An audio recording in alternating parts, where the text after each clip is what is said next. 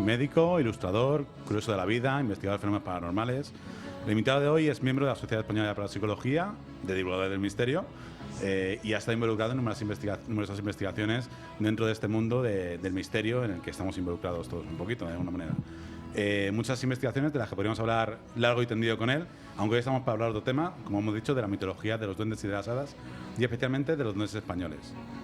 Una temática acerca de la cual además tiene publicado un libro, Los duendes españoles en las leyendas populares, que se puede encontrar, aunque es un poco difícil, hay que encargarlo con antelación y demás. Bueno, la verdad es que el libro ya está... Un poco descatalogado. No, un poco no, totalmente descatalogado. Lo cierto es que estamos haciendo reedición y bueno, se está... Hemos intentado encontrarlo y en tiendas y... No es fácil encontrarlo. No es fácil, no te digo. Pero bueno, seguramente para primeros de años el libro esté, pero vamos, totalmente cambiado. Y bueno, por supuesto también está muy vinculado al mundo del cómic. De hecho, acabamos de recoger de algunos temas al respecto. Ha firmado artículos en diversas publicaciones, es articulista, divulgador, escritor, ilustrador. Al fin y al cabo, pues prácticamente un hombre del Renacimiento, un hombre renacentista. Así que además es buen conocedor de estos temas de la mitología y de duendes españoles, y por eso nos lo hemos traído, ha accedido la invitación y aquí está con nosotros para que nos cuente un poco. Perfectamente. En relación a lo que decíais antes de que hubiera habido mala situación por el pequeño Leprechaun, os recuerdo que se llamaba La Buena Gente y no era precisamente porque se dedicaran a hacer barrabasadas al personal, sino al revés. Todo eran bondades. Todo eran bondades o maldades, dependía de cómo tú te portabas con ellos. O sea, que ten cuidado, porque si no se porta bien contigo, tú sabrás qué has hecho con él. Pues quizás... ¿La tiene un cuarto oscuro o algo de eso?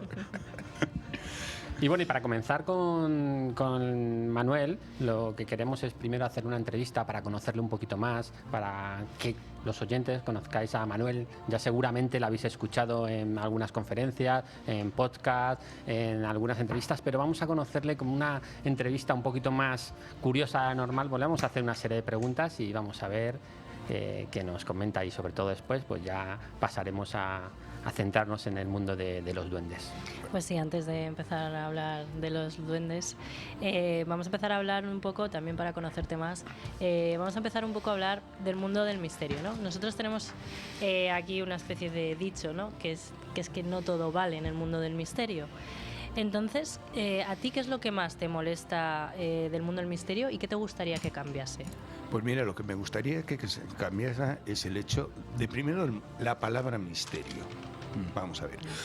Ahora mismo estamos en una situación en la cual parece ser que si tenemos que hablar de fantasmas en todos los sentidos de la palabra, o sea, hay que hablar de misterio.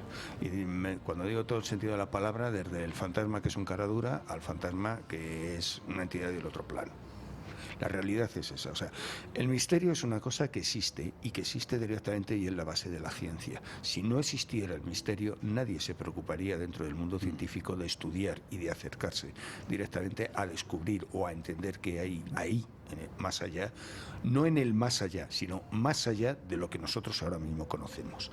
Entonces, el misterio está asociado al conocimiento, pero parece ser que ha habido una apropiación de una serie de personas de ese concepto para utilizarlo dentro de una serie de ideas muy concretas. Fantasmas, seres extraños, ovnis, todas estas cosas.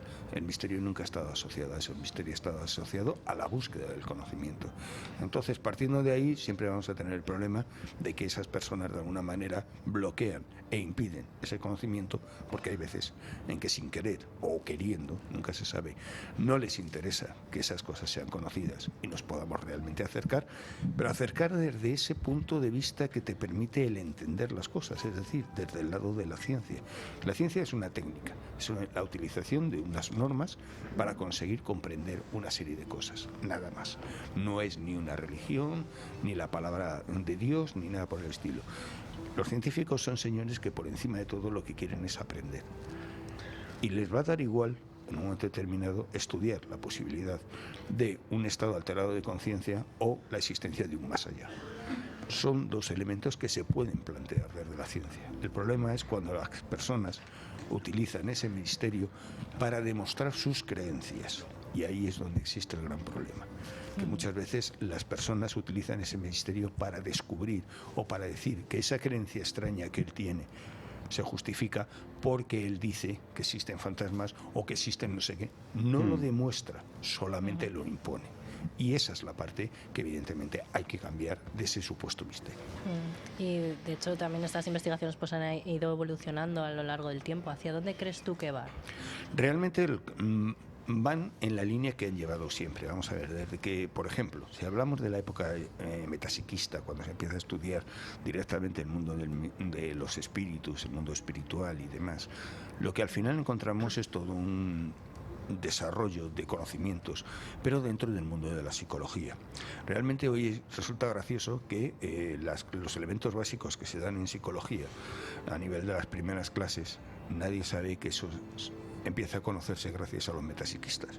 O sea, situaciones tan sencillas como estados alterados de conciencia, los movimientos automáticos, la existencia de personalidades múltiples, o sea, toda una serie de conceptos que hoy en día se dan en la universidad, en psicología, pues eso nace del estudio del espiritismo por los metapsiquistas.